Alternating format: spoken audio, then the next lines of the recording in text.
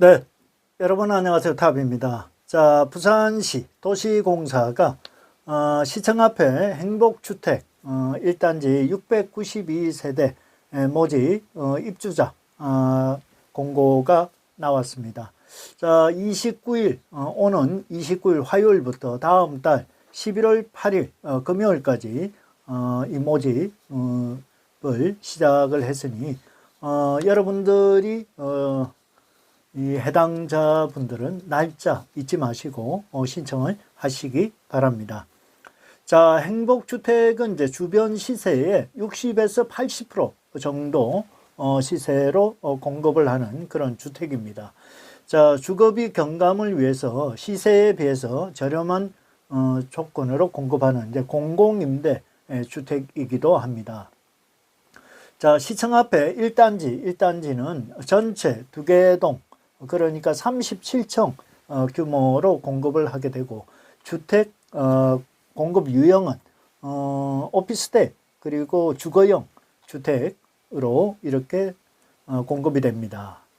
자, 오피스텔형은 103세대만, 그리고 이제 나머지는 이제 26제곱미터, 그러니까 평수로 계산을 해보니까 이걸 좀 나눠야 되겠더라고. 잘 모르겠더라고. 그죠? 그러니까 26제곱미터는 9평에 해당이 됩니다.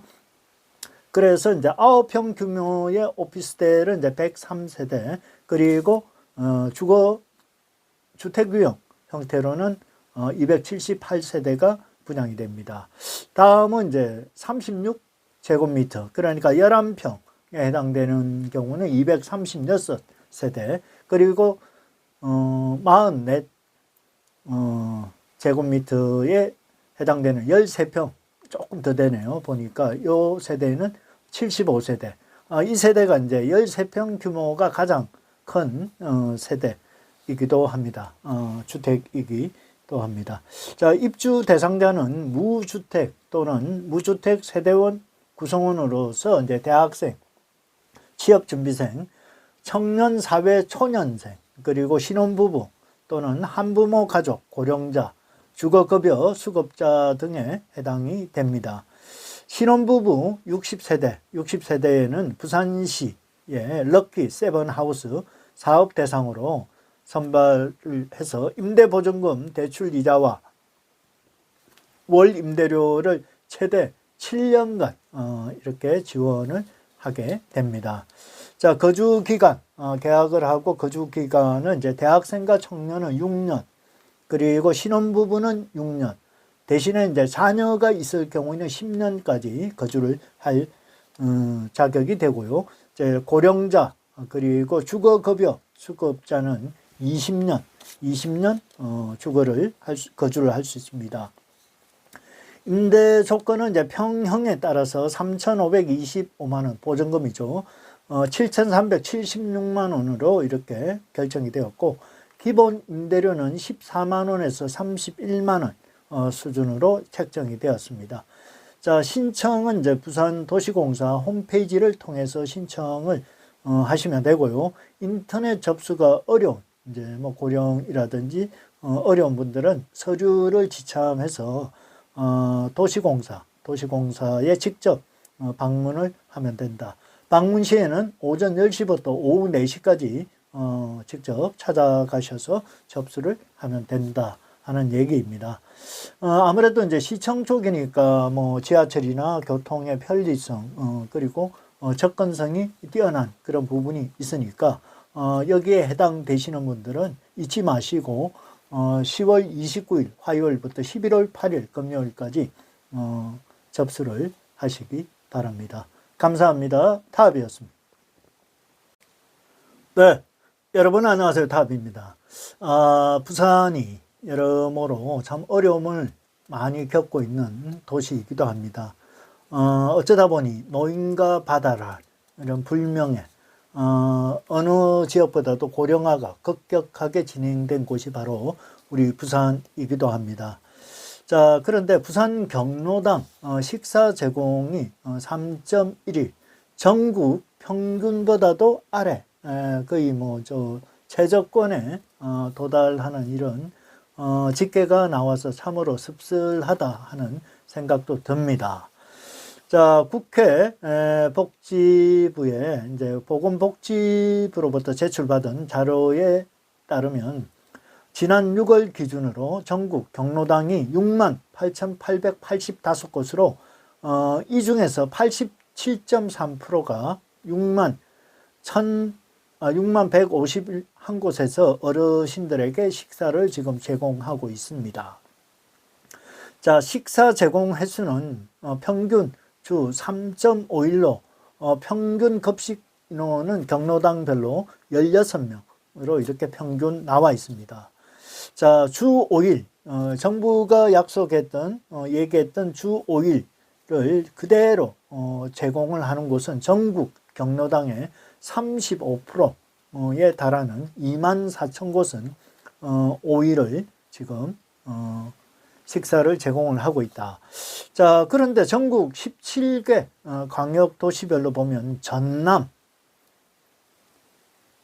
지역이 이제 주당 평균 급식 제공 일수가 5.3일로 가장 많았다. 그리고 광주 5일, 충북 4.5일 순으로 이렇게 식사가 제공이 되고 있습니다. 그 뒤를 이어서 인천, 대구, 전북, 경남이 4일로 식사 제공이 되었습니다. 나머지 10개 시도들은요, 평균 3.5일에도 못 미치는 그런 곳이었다. 특히 부산이 3.1일이었다. 제주가 2.5일로 가장 열악하고요. 울산 2.7일, 경기, 대전, 충남, 경북이 3일로 이렇게 나타났습니다. 자, 그래서 정부는 지난 5월부터 경로당 식사 일수를 주 5일을 평균으로 잡고 계속 확대 추진을 하고 있는 상황인데 상대적으로 부산이 이렇게 발빠르게 제대로 식사 제공을 못하고 있다는 이 수치를 보면서 상당히 씁쓸한 그런 마음이 듭니다. 특히 지역의 국회의원들, 시의원들, 그리고 구의원들, 여러분들께서 이걸 빨리 좀 더 챙겨보고 하셔야 됩니다. 저도 마찬가지지만 우리 봉사단체에서도 지난 상반기까지 한 달에 한 번꼴로 어르신들 초대 식사의 날을 했었습니다. 그런데 이제 정부에서 경로당에 주 5일 이렇게 식사를 제공한다고 이렇게 결정이 되었고 그렇게 이제 연락을 받았기 때문에 하반기부터는 이 행사가 이제 잠정적으로 거의 올 스톱이 되어 있는데 이렇게 현실적으로 바라다 보면 다른 지역보다 더 받지는 못할 망정 이렇게 부족하다니까 개인적으로는 마음이 좀 씁쓸하기도 합니다. 자, 그렇지만 정부는 지자체 수요 조사를 통해서 추가 양곡비를 또 지원하는 한편 식사 제공 일수가 늘어난 데 따라 경로당별, 노인별, 노인 일자리를 1명에서 1.4명으로 확대하는 등 인력 지원 병행도 이렇게 하는 중이다 하고 이렇게 발표를 했고요. 그 다음에 재정 부담을 완화시키기 위해서 냉난방비 그리고 양곡비 집행 잔액을 부식비로 활용할 수 있는 그런 관련 법령 개정도 방안을 추진하고 있는 사항입니다. 자, 뭐 전국 어디나 어르신들 다 인정받고 대우받고 따뜻한 밥 한 끼 먹는 게 중요합니다. 하지만 지금 부산이 왜 이렇게 다른 타 지역에 비해서 열악한 이런 상황이 돌출이 되는지 참으로 아쉽다, 씁쓸하다 하는 생각이 듭니다. 잘 좀 관계자들이 챙겨봐 주시기를 부탁을 드립니다. 감사합니다. 탑이었습니다. 네, 여러분 안녕하세요. 탑입니다. 자, 학령 인구가 이렇게 계속 줄어들고 적정 규모의 초등학교 규모가 계속 미달이 되는 이런 사태가 부산에서 급격하게 이렇게 늘어가고 있다. 참 이렇게 좋은 내용보다 부산이 안고 있는 문제든 뭐 교육이든 저출생이든 여러 가지 기본적인 기초적인 이런 수치가 계속 이렇게 떨어지는 게 참으로 소식을 전하는 저 입장에서도 씁쓸하기도 합니다. 자, 부산이 소규모 이런 초등학교가 올해 드디어 85곳까지 늘어났습니다.